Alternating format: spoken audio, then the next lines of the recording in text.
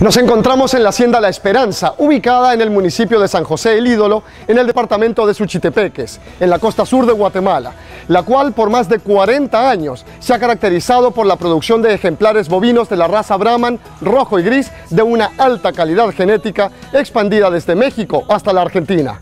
En el programa de hoy les mostraremos de voz de los expertos algunos consejos que le permiten aumentar la productividad de su ganadería por medio de programas de mejoramiento genético.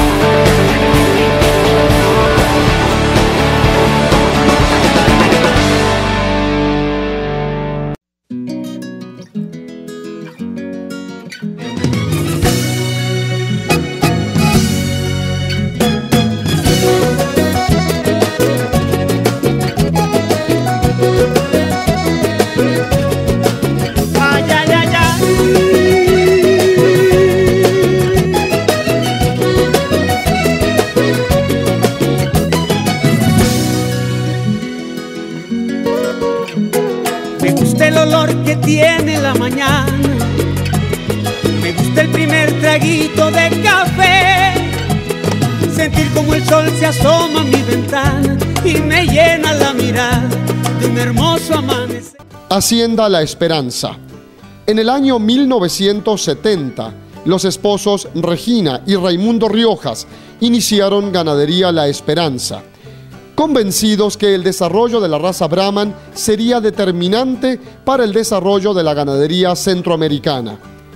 Su constante evolución y la adopción de técnicas modernas de reproducción, como la transferencia de embriones y la inseminación artificial, ubican a La Esperanza como una de las ganaderías más prestigiadas dedicadas a la raza Brahman, habiéndose extendido su genética desde México hasta Argentina, habiendo obtenido una gran cantidad de reconocimientos y logrado los principales premios en las exposiciones ganaderas del Istmo Centroamericano. Me encuentro con el doctor Ismael Sandoval, médico veterinario y zootecnista, especialista en reproducción y genética bovina. Doctor, cuénteme cómo ha sido su trayectoria a lo largo de estos años y especialmente su involucramiento aquí en la Hacienda La Esperanza. Llevo 49 años de actividad exclusiva en la reproducción bovina y la genética bovina. Me ha gustado ese campo porque siento que es un campo de tremendo impacto económico. He prestado una gran ayuda, pienso yo, en mi opinión, a los ganaderos comerciales de todo Centroamérica. Me fascina venir a esta hacienda, La Esperanza, porque es una de mis mejores fincas, no solo por el prestigio de la empresa, sino de la ganadería. Todavía vemos, doctor, en Centroamérica ciertos ganaderos que no están muy convencidos en usar toros puros en sus hatos comerciales. La mayoría de ganaderos todavía obtienen sus toros de sus hatos comerciales. Y lástima que se dejan llevar por la información que le dan los vaqueros. Y a veces escogen los terneros porque tienen un lucerito en la frente, porque tienen un colorcito rojo ahí metido con el gris. A ese no lo castres, a ese dejarlo para toro. Lástima, entonces se olvidan de los aspectos económicos importantes. Digamos, si por lo menos se guiaran, mira, el que tuvo mejor ganancia de peso en el desmadre, ese deja de toro. Ahí va metido un factor económico importantísimo, sobre todo en razas de carne. La ganancia de peso es el factor económico más importante que tienen que buscar estos ganaderos comerciales. Doctor, el utilizar toros que no sean puros, a la larga es como una aventura genética. ¿Qué me puede comentar al respecto? Los toros que obtienen de las fincas y sin ninguna información económica valiosa, ahí esos ganaderos van para atrás, sinceramente se lo digo. Esos ganaderos van para atrás porque utilizan mala genética y no les influyen los aspectos importantes de genética. you a line or two. Baby, all I know to do. A la hora que un ganadero quiera seleccionar un toro, ¿qué aspectos externos o fenotípicos debe tomar en cuenta? 3 puntos son los más importantes a la hora de seleccionar un toro para actos comerciales. Los 3 puntos son de importancia económica grande. El primer punto que yo siempre menciono es la ganancia peso promedio al día. Este toro me informaron que ha ganado en promedio 1.87 libras al día. Todo toro puro que gane más de 1.5 libras al día es un excelente ejemplar. En ese sentido, este está con una ganancia de peso sobresaliente. Esa es la característica económica más importante a la hora de escoger un toro, más que los otros 2 puntos que les voy a mencionar. La ganancia de peso promedio al día es la característica económica más grande. El segundo punto que vemos y que tiene que ver todo ganadero, es el desarrollo testicular. En los testículos vemos desarrollo, o sea, circunferencia escrotal, le llamamos, que tenga a cierta edad una circunferencia escrotal mínima. De ahí el segundo punto en los testículos es la colocación de los testículos. Y el tercer punto en los testículos es la forma de los testículos. El testículo redondo no es ideal, se presta más para producir menos años buena calidad de semen. A los 2 años el toro de la raza Brahman tiene que medir mínimo 30 centímetros a los 24 meses de edad. Tenemos que estar arriba de 35 después de 24 o 30 meses. Recuérdense, entonces los testículos tienen que tener buen desarrollo, porque en los testículos se produce el semen, los espermatozoides y la hormona masculina que se llama testosterona. Entre más desarrollo testicular tiene, el toro va a producir mejor calidad de semen y más cantidad de hormona masculina, testosterona. Entre más testosterona y más semen, mejor líbido de ese animal, mayor capacidad de buscar vacas en celo, mejor capacidad para saltar y para eyacular. El tercer punto económico que les mencionaba para seleccionar un toro es ver el prepucio. Antes había mucho defecto del prepucio, los prepucios largos en la raza Brahman, en la raza Santa Gertrudis, y en aquellas décadas de los 50, 60 que había mucho espino, muchas zarzas que le llamaban en los potreros. Toros con prepucio muy largo, muy pesado, se arruinaban, se inflamaban y terminaban el rastro muy temprano. Entonces manejamos este sistema de largo del prepucio, una varita que va de la punta del corvejón al centro de la vara. Este está en su punto ideal. Exactamente, esta entrada del prepucio está a la altura de esta regla, de esta varilla que va del centro de la rodilla a la punta del corvejón.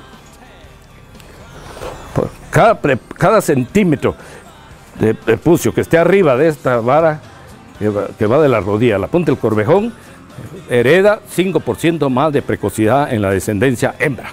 Eso es importante. Hablábamos de que cuando un ganadero comercial viene a una crianza pura a seleccionar y a comprar sus toros, sus sementales, tiene que pedir la información que ya la tiene la finca. Ahí están escritos con las computadoras y con el personal de las oficinas toda la información valiosa que este ganadero pida. Ahí está, tiene la obligación las crianzas puras de informarle la ganancia, peso promedio. Ahí enseñar los papeles. Mire, ellos son muy honorables, ellos no le van a escribir cosas falsas, ellos son muy respetuosos en eso. La ganancia, peso, pregunten cuánto ganó este animal promedio al día hasta este momento. Eso les da una gran idea, ¿verdad? Cuánto pesó al nacimiento es importante conocerlo, pero como le digo, no tiene mucha importancia, porque para facilidad de parto es mejor que nazcan terneros con 60, 70 libras en esta raza Brahma, por ejemplo. O en razas lecheras hay problemas, si el ternero nace arriba de 90, 100 libras, da problema en el parto, se muere el ternero, dificultad en el parto, se muere la madre. O sea, el peso al nacimiento no es muy importante, solo conocerlo, con cuántas libras o kilos nace. para calcular esa. Pregunte toda esa información, si tiene suplemento, qué manejo me recomienda cuando me lo llevo a la finca. Yo no tengo potreros pequeños, yo no suplemento, qué minerales uso, cuánto tiempo de trabajo pongo a trabajar a los toros, con cuántos días los roto, los descanso. Toda esa información, también la finca, que los oriente. Algunos hasta se llevan unos par de quintales de concentrado de la finca, para que cuando lleguen a la finca y en ese periodo de adaptación, el primer mes, el segundo mes, sigan comiendo el concentrado que usaba en la finca, va hasta 2 años.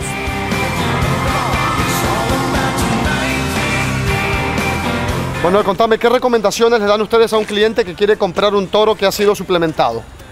Sí, yo le recomendaría a cualquier ganadero que compre un toro, aunque no sea de acá de la finca, pero porque hay muchas ganaderías a nivel nacional. En primer lugar, hay que tratar de quienes se lo venden, les proporcionen 1 quintal o 2 quintales de concentrado de la fórmula que se hace en cada finca, sea la finca que sea. Y moderadamente írsela cortando. Desde luego que si el toro está comiendo 20 libras, que lo pongan a 15 libras, después ya lo bajen a 10 y ahí lo mantengan. Después ya se puede bajar a 5 libras y ahí que se quede, para que el toro no se resienta del todo por el todo. Se va a bajar, pero es una cosa mínima. Pero si le van a cortar la comida, al nomás llegar a la finca donde lo van a tener, lo sueltan al campo con vacas y no lo van a suplementar, no lo van a cuidar moderadamente, ese toro se les va a arruinar. ¿Qué información adicional le proporcionan a este comprador?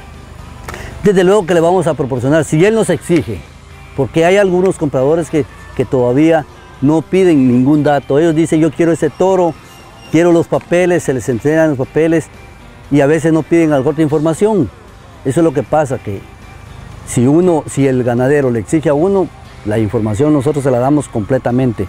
Desde luego le decimos, mire, ese toro es de tal, hijo de tal toro, con tal vaca, que viene de la línea de tal toro, su ganancia ha sido de tantas libras diarias y el peso actual es de tantas libras. Entonces uno saca, ahí a ellos pueden pensar que en realidad pues están comprando un buen ejemplar. Manuel, contame, ¿qué manejo le dan aquí en la Hacienda La Esperanza al ganado a partir del nacimiento?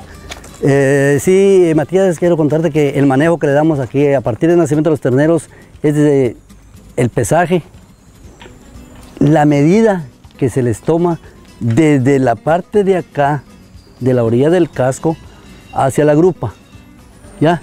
Esos son datos que nosotros tomamos al nacer. Luego al destete volvemos a pesar y volvemos a medir la altura que nos da a la grupa.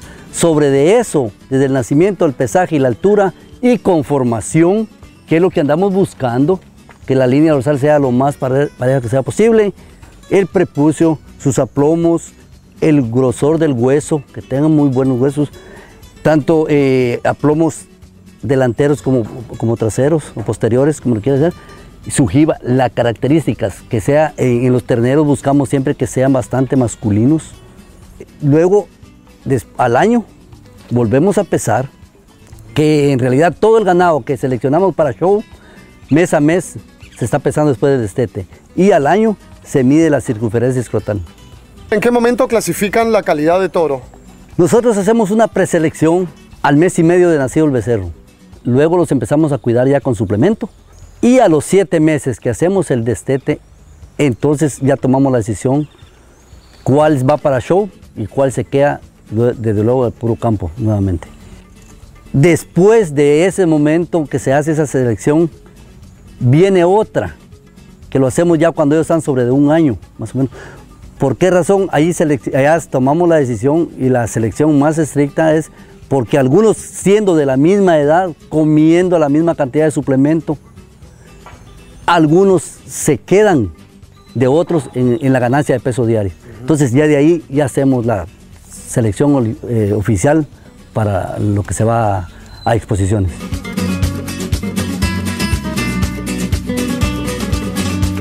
En los años 50, 60 era una ganadería muy empírica, muy primitiva, ¿verdad? Se manejaba con potreros gigantes, mucha montaña, no habían sales minerales, no había rotación de toros, no había inseminación artificial.